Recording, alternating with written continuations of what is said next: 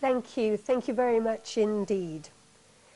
You know, in recent years it seems that the fashion for most political leaders is to have their spouse come up and say a few words of introduction.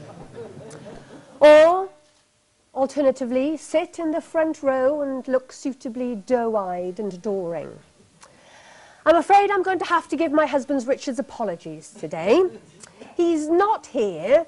He's actually off in Carlisle, buying a limousine bull. The way I see it is better a political spouse looking at bulls rather than talking. Oh, maybe not.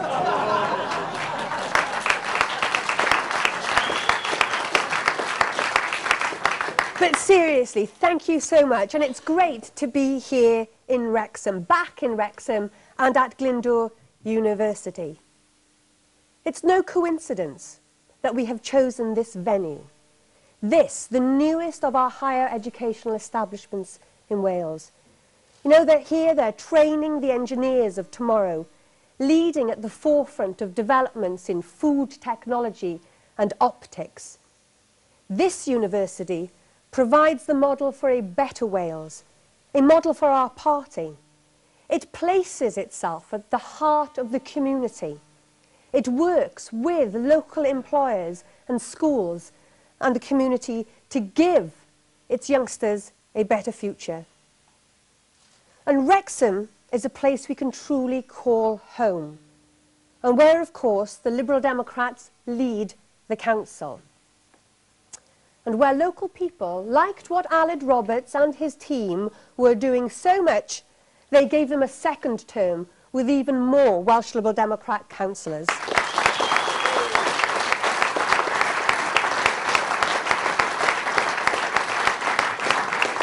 And that's an experience that is being repeated all over Wales, where the Liberal Democrats are now involved in running more councils than any other party, where the three big Welsh cities, Cardiff, Swansea and Newport, all have Liberal Democrats in their leadership teams, putting into place our policies and improving the lives of local people.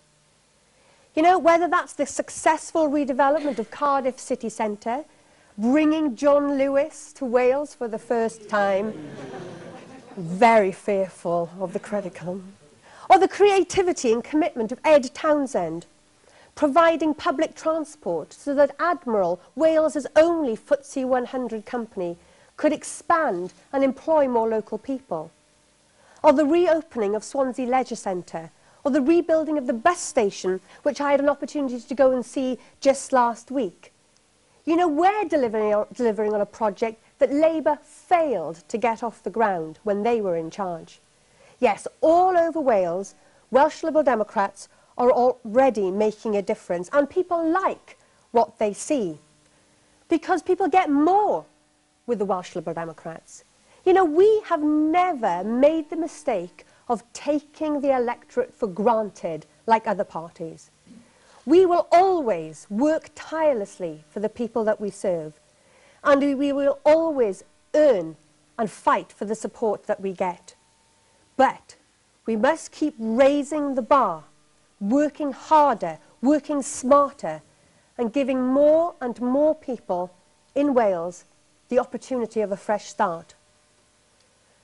And conference, with a general election imminent, when he gets the guts to call it, or when he eventually runs out of time, with a general election imminent, an election that is going to be held at a critical crossroads. The stakes are high for Wales. Choices made next year will determine the fate of Welsh fortunes for decades to come. And make no mistake, if Wales makes the same old choices, we will end up with the same old Wales. Make the same choices and we will keep hearing the same old story. And you know the one where Wales lags behind England. If we make the same old choices, we will keep hearing the same excuses every time. You know, if Wales lost to England, Ireland and Scotland at rugby every year, every single season, if we had lagged behind them for decades, never once drawing level, we would sack the management team. And it's time that we make a fresh start here too. I first stood for national election in 1997. It was a time when people were demanding change, and they elected a new Labour government. They did so hoping that things would be different, that they would invest and improve public services, that they would create a more tolerant, a more equal society. But my, how we have all been let down.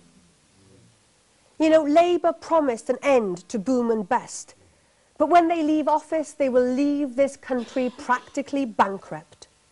They failed to save when the times were good, just like the Tories had before them, and then they sleptwalked into a financial crisis, ignoring all the warnings of Vince Cable about bad debt and bursting housing bubbles. And more than that, this Labour government has eroded freedoms that we should be able to take for granted. The very freedom that our troops are being sent to war to protect. Our government, in our name, accused of tolerating and participating in the illegal extradition and torture of prisoners. And who could have foreseen that under a Labour government, people would get poorer, that fuel poverty, child poverty would get worse, and that Wales would fall further behind. But let's not kid ourselves. 2010 is no 1997. Yes, the electorate want change, but they want the real deal. You know, people may have been bought by Blair before, the fanfare, the smile, the spin, but they refuse to be conned by Cameron. That's why Conservatives will stand still while Labour support collapses around them, and we have the opportunity to grow our movement. You see, the Conservatives cannot convince voters they have changed, let alone deliver the real change that our country so badly needs. Some of us in this room will have memories long enough to remember what the Tories did to Wales, how Wales was neglected, brought to its knees in so many of our communities.